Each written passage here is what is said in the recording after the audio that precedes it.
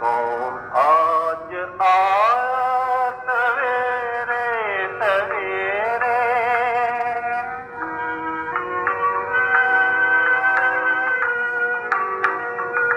ये कौन आज आया सवेरे सवेरे, दिल चौंक उठा सवेरे सवेरे।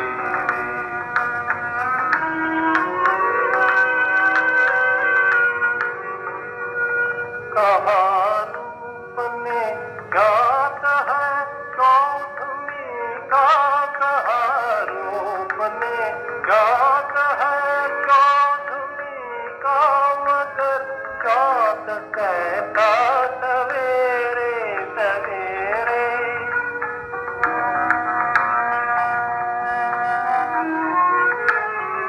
गया मन का धीरज बड़ी बेकलीबी, गया मन का धीरज बड़ी बेकलीबी, ये मुझको हुआ क्या,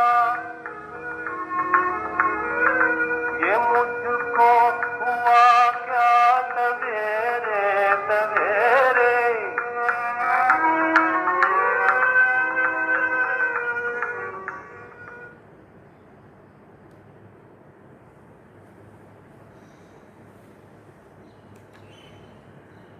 ओम शांति।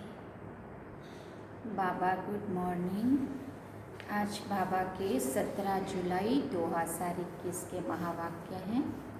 बाबा ने सार में कहा, मीठे बच्चे, ज्ञान सागर बाप तुम्हें ज्ञान का तीसरा नेत्र देने आए हैं, जिससे आत्मा की ज्योति जग जाती है। बाबा ने प्रश्न पूछा, बाप को करण करावनहार क्यों कहा जाता है? बाप को करण करावनहार क्यों कहा गया है? वो क्या करते हैं और क्या कराते हैं? करण करावनहार। तो दोनों बात का बाबा प्रश्न पूछ रहे हैं कि क्यों कहा गया करण करावनहार, क्या करते हैं और क्या कराते हैं। तो सुनेंगे उत्तर में। बाबा ने कहा, बाबा कहते मैं तुम बच्चों को मुरली सुनाने का कार्य करता हूँ। मुरली सुनाता, मंत्र देता, तुम्हें लायक बनाता और फिर तुम्हारे द्वारा, देखो करण करावनहार, मैं खुद क्या करता हूँ, मुरली सुनाता, मंत्र देता, तुम्हें लायक बनाता, ये काम करणहार बाबा करता। और करावन क्या कराते, फिर तुम्हारे द्वारा स्वर्ग का उद्घाटन कराता। तुम पैगंबर बन सबको पैगाम देते हो, मैं तुम बच्चों को डायरेक्शन देता, यही मेरी कृपा व आशीर्वाद है। और गीत क्या सुना, कौन आज आया सवेरे सवेरे। ओम शांति। बच्चों ने गीत सुना।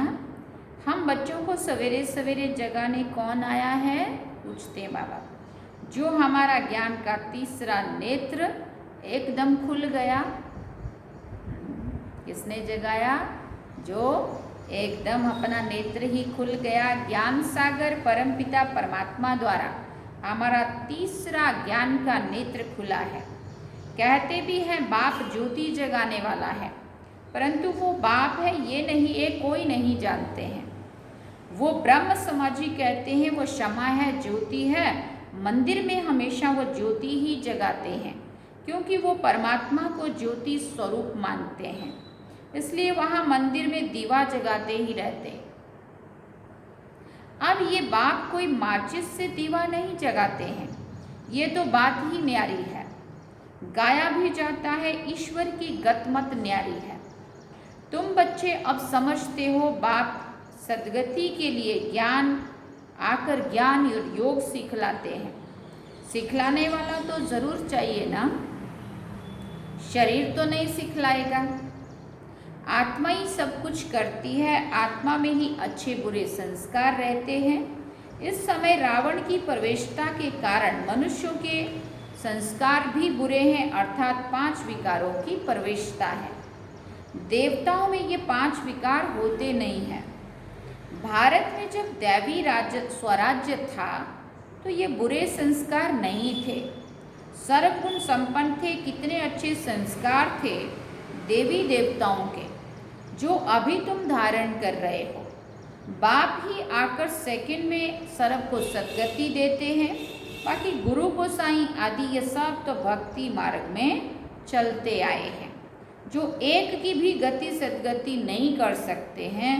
बाप के आने से ही सर्व की सदगति होती है। परमपिता परमात्मा को बुलाते ही इसलिए हैं कि आकर पतित दुनिया का विनाश कर पावन दुनिया का उद्घाटन करो व दरवाजा खोलो। बाप आकर गेट खुलवाते हैं शिव शक्ति माताओं के द्वारा। इसलिए वंदे मातरम कहा, भारत माता की जय कहा, लेकिन लोग इस बात को नहीं समझते हैं। हाँ, भारत को संसार को दुनिया को स्वर्ग बनाने के लिए बाबा ने शक्तियों को आकर के अपना बनाया, उनके द्वारा क्या किया, इस भारत को स्वर्ग बनाने, स्वर्ग का गेट खोला। वंदे मातरम गाई हुई है ना, इस समय कोई की भी माता की वंदना नहीं की जाती, क्योंकि कोई भी श्रेष्ठाचारी माता नहीं है। श्रेष्ठाचारी उनको कहा जाता है जो योग बल से पैदा हो। लक्ष्मी नारायण को श्रेष्ठाचारी कहा जाता है। भारत में देवी देवता जब थे तो भारत श्रेष्ठाचारी था। इन बातों को मनुष्य नहीं जानते, वो अपने ही प्लान बना रहे हैं। गांधी जी भी राम राज्य चाहते हैं, इससे सिद्ध है कि अभी रावण राज्य है। सभी क्या चाहते हैं, गांधी जी की भी चाहना थी राम राज्य हो, और हम सभी भी क्या चाहते हैं, राम राज्य हो। लेकिन ये अभी जो चल रहा है ये रावण राज्य है, ये कोई नहीं जानता। भारत पतित है, परंतु राम राज्य स्थापन करने के लिए तो बेहद का बापू जी चाहिए, जो राम राज्य की स्थापना और रावण राज्य का विनाश करे। बच्चे जानते हैं रावण राज्य को अब आग लगनी है। लंका को आग लगी दिखाते हैं ना, लंका जल गई। सभी आत्माएं अज्ञान अंधेरे में सोई हैं। तुम जानते हो हम भी सोए हुए थे, बात सही है ना, हम भी सोए हुए थे, अभी बाप ने आकर जगाया है। भक्ति की रात पूरी हुई, दिन शुरू होता है।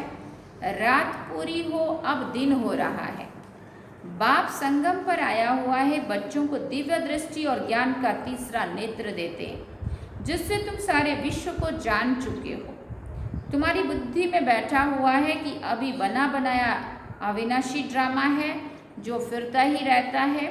अभी तुम कितना जाग गए हो, कितना जाग गए हो माना कितना बाबा की ये बातें अपने को समझ में आ गई है। सारी दुनिया सोई हुई है।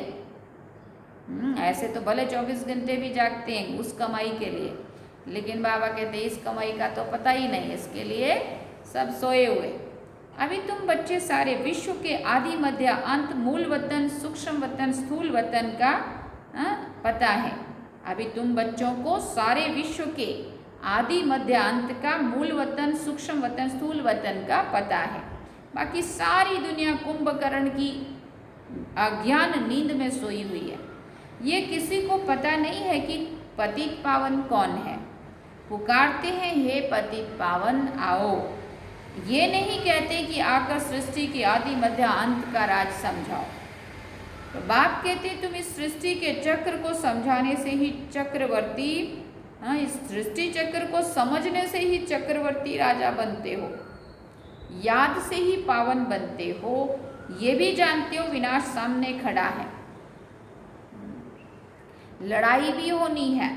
बाकी कौरवों पांडवों की लड़ाई नहीं हुई। पांडव कौन थे ये भी किसी को पता नहीं, उन्होंने वो 5 पांडव समझ लिए। बाकी कम संख्या में विनाश काले प्रीत बुद्धि, जो परमात्मा के साथ जिनको प्रीत है, क्योंकि दिखाते हैं ना पांडवों के साथ स्वयं कृष्ण भगवान थे, और कौरव विनाश काले विपरीत बुद्धि थे।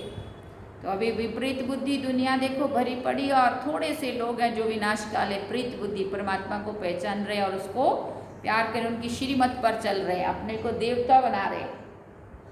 तो बाबा कहते बाकी पांडव कौन थे ये भी किसी को पता नहीं, सेना आदि की भी कोई बात नहीं है। तुम्हारी तरफ है साक्षात पारलौकिक परमपिता परमात्मा, गीता ज्ञानदाता। उस बाप से ही वर्षा मिलता है। तुम जान गए हो श्री कृष्ण की आत्मा 84 जन्म भोग अब फिर से बाप से वर्षा ले रही है। वर्ल्ड की हिस्ट्री ज्योग्राफी रिपीट होती है। अब तुम बच्चों को विनाश के पहले सतो प्रधान जरूर बनना है। बाबा ने कहा गृहस्थ व्यवहार में रहते कमल फूल समान पवित्र रहना है। गाया भी हुआ है भगवान उवाच, गृहस्थ व्यवहार में रहते ये एक जन्म पवित्र बनो, पास्ट इज पास्ट। ये तो ड्रामा में नूंद है। सृष्टि को तमो प्रधान बनना ही है। ये ड्रामा की भी भावी है, ईश्वर की भावी नहीं है। ये ड्रामा की भावी ऐसी बनी हुई है। सो बाप बैठ समझाते हैं आधा कल्प जब पूरा होता है तब बाप आते हैं। आधा कल्प जब पूरा होता है तब बाप आते हैं। बाप कहते हैं जब रात पूरी हो दिन शुरू होता है तभी मैं आता हूँ। शिवरात्रि भी कहते हैं ना, शिव के पुजारी शिवरात्रि को मनाते हैं, शिवरात्रि को मानते हैं। गवर्नमेंट ने तो हॉलीडे भी बंद कर दिया है। देखो बड़े दिनों के बाद बाबा ने ये बात याद किया, मेरे दिन पर छुट्टी भी नहीं करते। नहीं तो कम से कम एक मास हॉलीडे चलनी चाहिए। इतना बड़ा सृष्टि का परिवर्तन किया, जिस पिता परमात्मा ने 100 साल लगा के इतनी मेहनत करके उनकी जयंती बाबा कहते कितनी धूमधाम से मनानी चाहिए और कितनी हॉलीडेज होनी चाहिए। परंतु कोई को पता नहीं है शिव बाबा सर्व का सद्गति करने वाला है, वही सर्व का दुख हरता सुख करता है। उनकी जयंती तो बड़े धूमधाम से 1 मास तक और सभी धर्म वालों को मनानी चाहिए। खास भारत को डायरेक्ट बाप आकर सद्गति देते हैं। जब भारत स्वर्ग था तो देवी देवताओं का राज्य था, उस समय और कोई भी धर्म नहीं था। देवताएं विश्व के मालिक थे, कोई पार्टीशन आदि नहीं था। इसलिए कहा जाता है अटल अखंड सुख शांति संपत्ति का दैवी राज्य फिर से हम प्राप्त कर रहे हैं। बेहद के बाप से बेहद का वर्षा 5000 वर्ष पहले भी मिला था। सूर्यवंशी चंद्रवंशी राज्य में कोई दुख का नाम नहीं था। गाया भी जाता है राम राजा राम प्रजा राम साहूकार है, बसे नगरी जिए दाता धर्म का उपकार है, ऐसा गाते हैं ना। वहाँ अधर्म की कोई बात नहीं होती है। बाबा ने तुम्हें ब्रह्मा और विष्णु के बारे में भी समझाया है कि इन दोनों का आपस में क्या संबंध है। ब्रह्मा की नाभि से विष्णु निकला, ये कैसा वंडरफुल चित्र है। बाप समझाते ये लक्ष्मी नारायण ही अंत में आकर ब्रह्मा सरस्वती जगत अम्बा जगत पिता बनते हैं, जो दोनों फिर विष्णु अर्थात लक्ष्मी नारायण बनते हैं। तो बाप बैठ समझाते जो भी चित्र देखते हो इनमें कोई भी यथार्थ नहीं है। शिव का चित्र बड़ा बनाते हैं वो भी अयथार्थ है, भक्ति के कारण बड़ा बनाया है, नहीं तो बिंदी की पूजा कैसे हो सकती है। अच्छा फिर ब्रह्मा विष्णु शंकर के लिए भी समझ नहीं सकते हैं, त्रिमूर्ति ब्रह्मा कह देते हैं। फिर बाबा ने कहा ब्रह्मा द्वारा स्थापना विष्णु द्वारा पालना, ये भी कहते हैं। परंतु ब्रह्मा तो स्थापना करते नहीं है। स्वर्ग की स्थापना ब्रह्मा करेंगे क्या? ब्रह्मा ने थोड़ी किया, हाँ शिव बाबा ने ब्रह्मा द्वारा किया। नहीं, स्वर्ग की स्थापना तो परमपिता परमात्मा करते हैं। ये आत्मा तो पतित है, हाँ इन्होंने नहीं किया, लेकिन इनके द्वारा इनके रथ का आधार लिया, तन का आधार लिया। इनको व्यक्त ब्रह्मा कहा जाता है। यही आत्मा पावन बन जाएगी और फिर चली जाएगी। फिर सतयुग में जाकर नारायण बनते हैं तो प्रजापिता ब्रह्मा तो जरूर यहाँ चाहिए ना। चित्र फिर यहाँ वहाँ दे दिए हैं। जैसे ये ज्ञान के अलंकार वास्तव में है तुम्हारे, परंतु विष्णु को दे दिए हैं। नौदा भक्ति में भी साक्षात्कार होता है। मीरा का भी नाम गाया हुआ है ना। पुरुषों में नंबर 1 भक्त है नारद, माताओं में मीरा गाई हुई है। अभी तुम नारायण अथवा लक्ष्मी को वर्णने के लिए ये ज्ञान सुन रहे हो। तुम्हारा ही स्वयंवर होता है। नारद के लिए भी दिखाते, सभा में आकर कहा हम लक्ष्मी को वर सकते हैं। अभी लक्ष्मी को वरने के लायक तुम बन रहे हो। बाकी तो वो सब है भक्ति मार्ग की कथाएं। बाप रियल बात बैठ समझाते हैं। लक्ष्मी सतयुग में, नारद भक्त द्वापर में, अब द्वापर में वो कहाँ लक्ष्मी को भरने की बात करता है। सतयुग में फिर नारद कहाँ से आया, और ना ही द्वापर में लक्ष्मण और सतयुग में नारद। राधे कृष्ण ही स्वयंवर के बाद लक्ष्मी नारायण नाम पड़ता है, तो ये भी भारतवासी नहीं जानते हैं। राधे कृष्ण अलग है और लक्ष्मी नारायण अलग है, या वही वो हैं, ये भी सबको पता नहीं है। कितना अज्ञान अंधियारा है। बाप है कल्याणकारी, तुमको भी कल्याणकारी बनाते हैं। अब विचार सागर मंथन करना चाहिए और औरों को भी कैसे समझाएं। तो बाप समझाते हैं कि चित्र आदि कैसे बैठ बनाए हैं। गांधी की भी नाभि से नेहरू निकला, अब वो कहाँ, और ये विष्णु देवता और कहाँ ये मनुष्य। इन सब बातों को तुम बच्चे अच्छी रीति समझते हो। नंबरवार तुमको खुशी रहती है। बेहद का बाप हमको पढ़ा रहे हैं, ये भी कभी सुना नहीं था, क्योंकि गीता में तो श्री कृष्ण भगवान उवाच लिख दिया है। भगवान कब आया, कब आकर गीता ज्ञान सुनाया, तिथि तारीख कुछ नहीं है। कल्प की आयु ही लाखों वर्ष क्या देते हैं, कोई की भी बुद्धि में आता नहीं है। अब बाप बैठ बच्चों को समझाते हैं। ब्राह्मणों का झाड़ वृद्धि को पाता रहता है, पाते पाते अनगिनत हो जाएंगे। तुम बच्चे जानते हो वर्ण कैसे चक्र लगाते हैं। हम ब्राह्मणों का वर्ण सबसे ऊंच है। हम हैं भारत के गुप्त सच्चे रूहानी सोशल वर्कर। परमपिता परमात्मा से हम सेवा, परमपिता परमात्मा हमसे सेवा करवा रहे हैं। हम रूहानी सेवा करते हैं और वो लोग जिस्मानी सेवा करते हैं। तुमको कहते तुम भारत की क्या सेवा करते हो, बहुत सारे लोग पूछते हैं। बड़े ऑफिसर भी जब हम मिलने जाते हैं तो ये बात खास पूछते हैं, तुम भारत के लिए क्या कर रहे हो। तो बोलो हम हैं रूहानी सेवाधारी, हम आत्माओं के लिए कल्याण की बात करते हैं। स्वर्ग का उद्घाटन करा रहे हैं, स्थापना करा रहे हैं। शिव बाबा है करण करावनहार, जो करा रहे हैं वो करता भी है। फिर बाबा पूछते हैं मुरली कौन चलाता है, तो कर्म करता है ना। तुमको भी सिखाते हैं कि ऐसे चलाओ। महामंत्र देते हैं मन मना भव, ये है महामंत्र। अपने मन को मेरे में लगा दो, कर्म सिखलाया ना।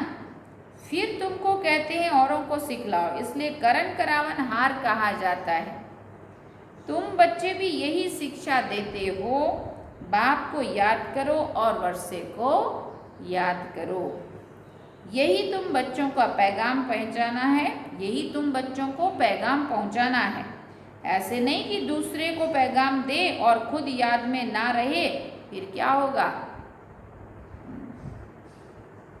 दूसरों को बोला राम राम बोलो पार हो जाएंगे, और खुद अगर याद नहीं किया तो क्या होगा। क्या दिखाते हैं, रामायण में दिखाते हैं ना, राम ने जब बंदरों की सेना ली थी तो उनको पंडित ने कहा राम राम कहो तो पार हो जाएंगे, और वो राम राम करके वो सारे पार हो गए। और पंडित जब खुद पार करने लगा तो डूबने लगा, है ना। तो बाबा कहते हैं अगर हम खुद याद में नहीं रहेंगे, दूसरों को याद कराएंगे तो दूसरे तो पार हो जाएंगे, और हम बाबा कहते फिर क्या होगा। दूसरे पुरुषार्थ कर ऊंचे चढ़ जाएंगे, मैसेज देने वाले रह जाएंगे। याद का पुरुषार्थ ना करने से इतना ऊंच पद नहीं पाते हैं। दूसरे याद की यात्रा से पावन बन जाते हैं। जैसे बाबा बांदेलियों का मिसाल देते हैं ना, वो याद में जाती रहती हैं, बिगर देखे भी पत्र लिखती हैं। बाबा हम आपके हो चुके हैं, हम पवित्र जरूर रहेंगे। तुम बच्चों की है बाप से प्रीत बुद्धि, तुम्हारी ही माला बनी हुई है। विष्णु की माला और रुद्राक्ष की माला में ऊपर है मेरू। रुद्राक्ष की माला और विष्णु की माला दोनों में ऊपर है, विष्णु की माला और रुद्राक्ष की माला में ऊपर है मेरू। माला उठाते ही पहले फूल और 2 दाने हाथ में आते हैं। देखिए नेक्स्ट वाट की माला जो हम जाप करते थे, उनको नमस्कार करते हैं, फिर है माला। तुम भारत को स्वर्ग बना रहे हो तो ये माला तुम्हारी यादगार है। हमें पता ही नहीं था, हम अपनी माला जाप करते या अपनों की ही करते। हमारे जो सीनियर जो 108 के माला में आने वाले लोग हैं। बाप ने ये गीता ज्ञान यज्ञ रचा है, इसमें सारी पुरानी दुनिया स्वाहा होगी। बाप है मोस्ट विलव्ड फादर, तुमको भविष्य के लिए सदा सुख का वर्षा देते हैं 21 जन्म के लिए। जिन्होंने कल पहले वर्षा लिया है वो ज़रूर आएंगे। ड्रामा प्लानानुसार बाप कहते हैं बच्चे सुख धाम चलना है तो पवित्र बनना है। मेरे को याद करो, मांगना कुछ भी नहीं है कि कृपा करो व मदद करो, नहीं। हम तो सबको मदद करते हैं, पुरुषार्थ तो तुमको करना है, मांगने से कुछ नहीं होगा। बाबा जो मुरली सुना रहा है यही हमारे पे कृपा है, आशीर्वाद है, समझा नहीं दे रहा है, समझो और करो। आशीर्वाद की बात नहीं है। बाप कहते हैं मामेकम याद करो, याद करना तुम्हारा काम है, डायरेक्शन देना यही कृपा है। बाकी तो भले खाओ पियो घूमो फिरो, डैश डैश, खाओ पियो घूमो फिरो, तुम्हें पवित्र भोजन ही खाना है। हम देवी देवता बनते हैं, वहाँ प्याज आदि थोड़ी होगा, सतयुग में प्याज आदि थोड़ी होगा। ये सब यहाँ छोड़ना है, ये चीज़ें वहाँ नहीं होती हैं, देवताओं के लिए नहीं बनी है ये, इसलिए सतयुग में ये सब वो नहीं होता, बीज ही नहीं है।